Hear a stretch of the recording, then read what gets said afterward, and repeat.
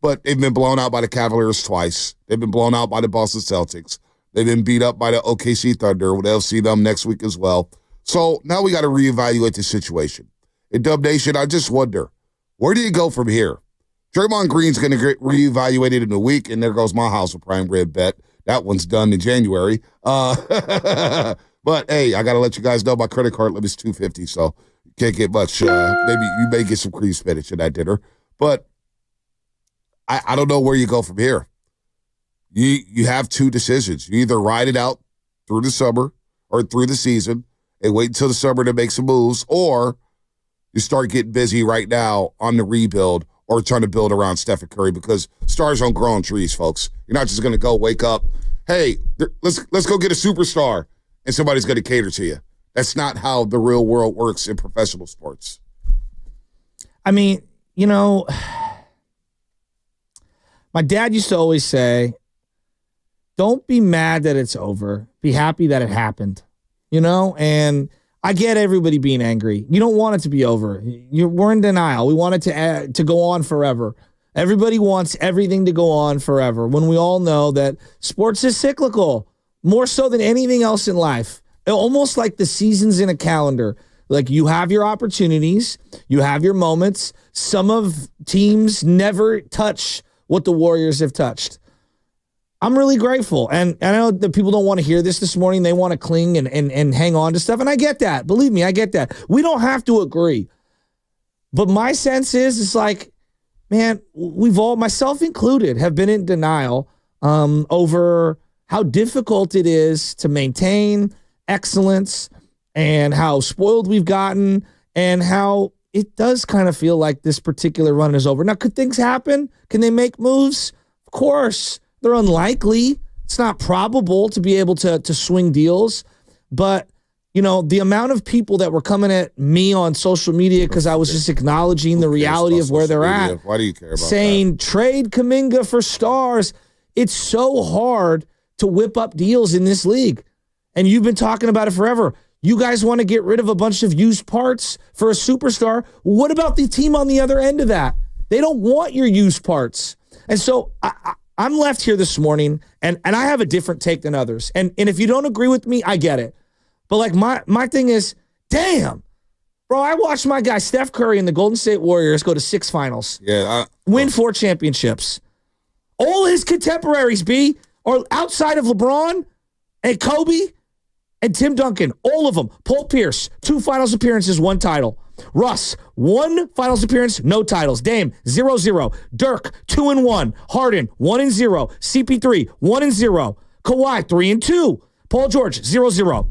Dwayne Wade, now he went to 5, 1-3. That's why Dwayne Wade's one of the greatest. Giannis, 1-1. Tatum and Brown, who you saw yesterday, they've been to 2 finals, 1-1. Jokic is 1-1. Luka, 1 and hasn't won. Like, Steph went to 6 and won 4. What, do we think that we're entitled to 9? Like, yeah, believe me, I want to get one more. We all want to get one more. They've paid historic amounts of cash to try to keep this thing together as long as possible. And one of the icons of the franchise, he left. We've got another guy whose body's falling apart on him. Whether you like him, you think he's good or not, it doesn't matter. Like, Draymond's not there. And the rest of the team is either not in their prime, not good enough, or hurt and sidelined. Like, this is where we are. We're an 11 or 12 seed. And there's really not many opportunities to swing deals that swing you back into the top 4. I don't see a lot of deals that swing them into the top 6, let alone top 8 to get like a home game in the box. Like, the reality is that it's probably coming to a crashing thud. And yeah, that sucks.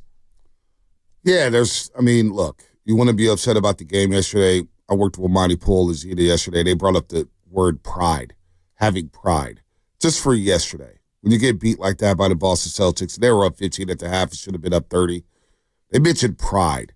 And Steph Curry mentioned pride, that all of a sudden they don't make a couple baskets and they get deflated. And not quit, but they lose their competitive spirit. And that to me is a problem. That to me is a problem of Martin Luther King Jr. Day, where a lot of fans went out. I saw a lot of fans yesterday walk into the game. And when you question pride and competitive spirit, I don't care what your record is. I don't care how good you are. I don't care how bad you are. When competitive pride and competitive spirit gets questioned, then I sit back and scratch my head and said, oh, we've got issues here. Now you got things to shake up. Now you got people feeling a little too comfortable around here being cool. Like Stephen Curry, look, he was fighting and clawing. Boston, they were going at him defensively or on the offensive end. They were going at Steph Curry, involving him in all the actions. Pick your roles, making sure you got switched on to Porzingis, Tatum, didn't matter. Porzingis was awesome. And I look at this, and I look up, and I say, damn, Steph has 18. The other 4 starters have 18. And yet people want to trade for a superstar when you're getting this type of production. And it just doesn't, again, last season, everybody's like, oh, man, go make the big deal. Are you really that much better with Paul George? Are you really that much better with Larry Marketing? Are they really superstar players at this juncture of their careers? I don't think so. There's no star growing on trees. So you got a decision to make. You ride this out, but guess what? Dynasties come down, and when they end with the thud. Go ask the San Antonio Spurs. Go ask Kobe and Shaq with the LA Lakers. And Kobe, when Shaq got traded, next thing you know, boom, done. Just sticking with the NBA. Yeah.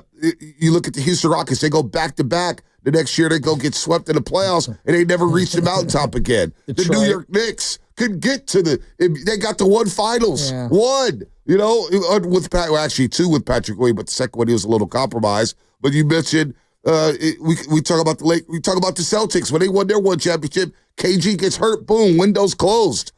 This is how it ends in the NBA. It's never pretty. It's never pretty. It's not going to be a fairy tale story. So now what? Now what do you do? Because you're in the midst of this 9-game stretch, and you got the Kings on Wednesday, and they're looking their chops up in Sacramento. Then you have the back end of a back-to-back, and guess what? Bulls got some players. Zach LaVine, Kobe White, and Vooch. And you don't have Draymond, and you don't have Kuminga this week. And so what do you do? Or did the mistakes over the past 2 years, because now I'm starting to see the blame on everything, and I'm not going to do that.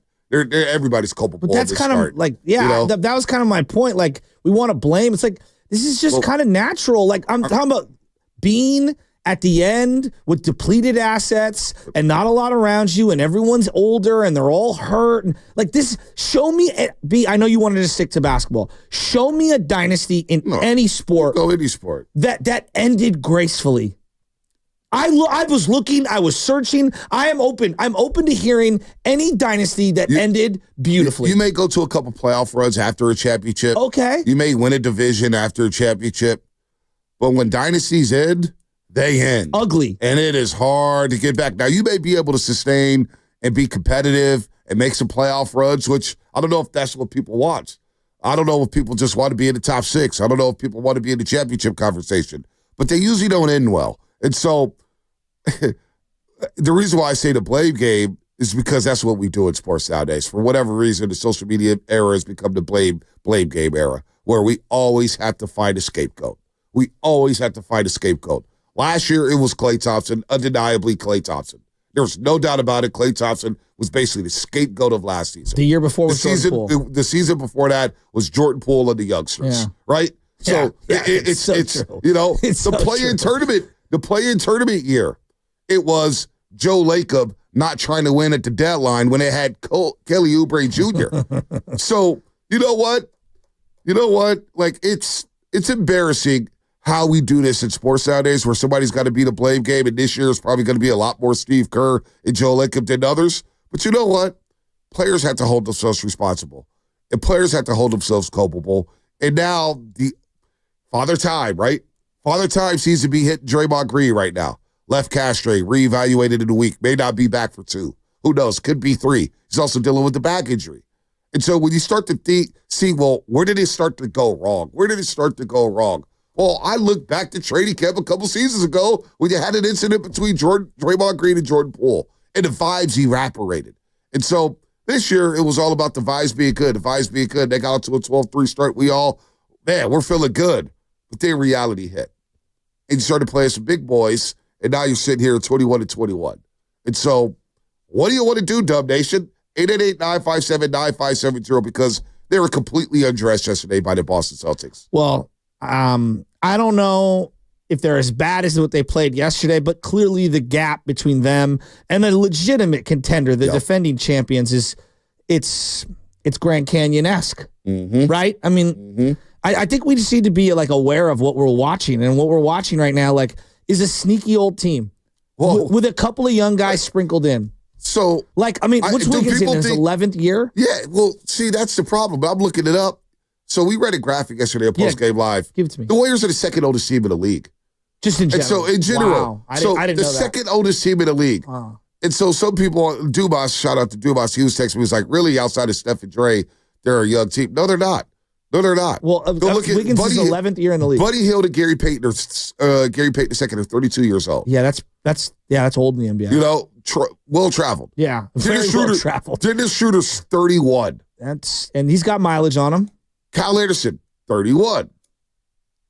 Andrew Wiggins, 29, but he's been in this league since he was 18 years old. 18 years old. Kevon Looney, 28. Pat Spencer's 28. And it's just learning how to play basketball. I didn't even know that. Lindy Waters is 27. Lindy Waters III is 27 years old. Melton is 26, but he's gone now. So you get what I'm saying? Yeah, no Your idea. young guys are really young, and your old guys are old. And so when we think about prime years in the NBA, usually they're like 27 to 32, 26 to 30. Well, Steph is still Steph, but I don't know if he's prime Steph. I don't think he's prime Steph. Draymond's not prime Draymond. Not even close. Buddy Hield, has he ever seen a prime? I don't know. I don't know. I'm just like poor Buddy. The poor Buddy. I mean, he's not good. I mean, poor Buddy yesterday. I lost my mind the first couple of weeks, and boy, do I feel foolish. They're not very good. I know. 6 points with Buddy yesterday. So, anyway. Porzingis blocked him and what's his face? And Wiggins at the rim. They're the second oldest team in the league. Well, and they're just slow. Just like the guys that they have small, are physically non-athletic, slow. Yeah, not explosive. It's not a recipe for success in the NBA. No. So I just asked Dub Nation, I'm going to sit back today, 888-957-9570. We do have Baldy coming up. We're going to talk some football with Brian Baldinger at 7:30, as we do every single Tuesday on the roast, courtesy of the River Islands guest line. But I do want to know from Dub Nation, what do you want to do now? Can I ask you this question? Because you're talking about blame. And I'm not here to say that Joe Lacob is the smartest guy who ever ran a team, but I'm also not here to say that he's the village idiot. And I find it kind of funny. Like, I do. I find it funny how now we're like destroying this guy. All right. People do realize, like, since let's just say 1980, give or take. Like, if you started your career around 1980, like, it's Jordan, it's Pippen. They've got 6 titles. Kareem's got 6. He won 1, elsewhere, and then with the Lakers, he got the 5. Yeah. Rodman bounced around and got 5 titles. Yep. Magic got 5 with one team. Kobe got 5 with one team. And Duncan got 5 with one team. We're talking about a handful of guys that you're looking up with in a 40-year period, a 45-year period, okay, who have been more successful on the floor than you.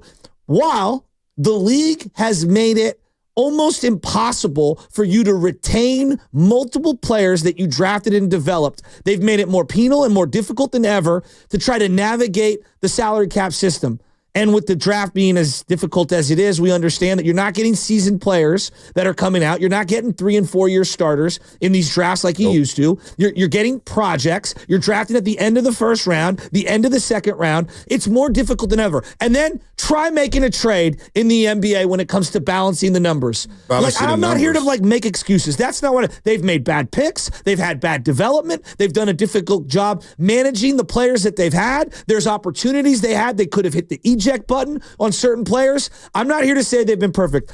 My God, they've been to 4 finals. They won 4 finals and they've been to 6. We are looking at one of the most unprecedented runs across American sports in the last 50 years. It's NBA history. But not everyone has to be an idiot. Well, that's I'm not even. You're addressing the online crowd. Listen, I don't. It's the end of a run. Listen, I don't care about the online crowd. It's not just the internet. It's people that I discuss basketball with. People get frustrated. You're not going to bat 1,000. Well, fans are short for fanatic, right? That's what it is. So look, it's hard to accept it, though. I get it. To your point, no, it is what it. That's why I keep mentioning. I'm going to find out who the real ones are. We're going to find out who the real ones are with the Giants. We're going to find out who the real ones are with the Niners, and we're going to find out who the real ones are with the Warriors. That's just it is what it is. And so you talk about we should feel fortunate. Well, the Cleveland Cavaliers have one NBA championship. The New York Knicks haven't won since the 70s. The Bucks have 2 championships. They just won one with Giannis. Before that, they hadn't won since the 70s. They had Lou Alcindor and Oscar Robinson dropping triple-doubles. The Pacers have never won before. The Hawks, I think they won maybe when they were their St. Louis Hawks with Bob Pettit back in the 50s. Orlando, they've never won. Miami's had success. Detroit's had success, and they're already up and up. Yeah. Philadelphia hasn't won since, 83? I want to say. Well, yeah, or is it 82 when they swept the Lakers? Moses Malone. The Bulls. What have they done since Jordan and Pippen? I mean, I'm literally nothing. Flash in the pan with Derrick Rose and Joakim Noah. So fun. They were fun. They were so They haven't fun. been back to the mountaintop. So I go down the list. The Brooklyn Nets. When they were the New Jersey Nets, they haven't won anything since they were in the ABA. The Charlotte Hornets, an afterthought. They might as well play in Saudi Arabia. Nobody cares about them. The Raptors got their one championship, and the Wizards haven't won since the late 70s. I can go to the West. OKC/Seattle hasn't won since the late 70s. All right? Houston hasn't won anything since Hakeem Olajuwon in the mid-90s. You get my point here, folks. We have been blessed, but I'm not here to say, hey, let's rest on our laurels. Let's be happy that they have championships. I'm not saying wave the white flag. I'm a forward thinker. How do you make this thing? How do you bring this back up? How do you become relevant again in the championship conversation or just in the playoff conversation? Do you press the reset button? Because we were having this conversation in the spring of last season, and then we had it again this summer. And we were afraid to bring it up, but I think a lot more people are bringing it up now. And I just said, boy, we're getting closer and closer to what do you do with Steph? That question and that conversation. And what does Steph want? And I know a lot of people watching that game yesterday was very deflated. Watching Steph scratch and claw while his teams get beat by 30 and 40. And it's like, damn, look at him out there. He's playing with pride. He's trying to do whatever he can to help will his team back. But now we're in that zone where the All-Star break is upon us in about less than a month. And the national media is going to come here, and they're going to send into the Bay Area, and they're going to say, you know what? Steph, what's going on? You still want to be a Warrior for life? And that's what's hitting us in the face. So what does Steph want, and how do you fix this thing? Because I'm not here to get comfortable about the wins or whatnot. I'm very thankful for what the Warriors have done. Don't miss for this that break, doggy.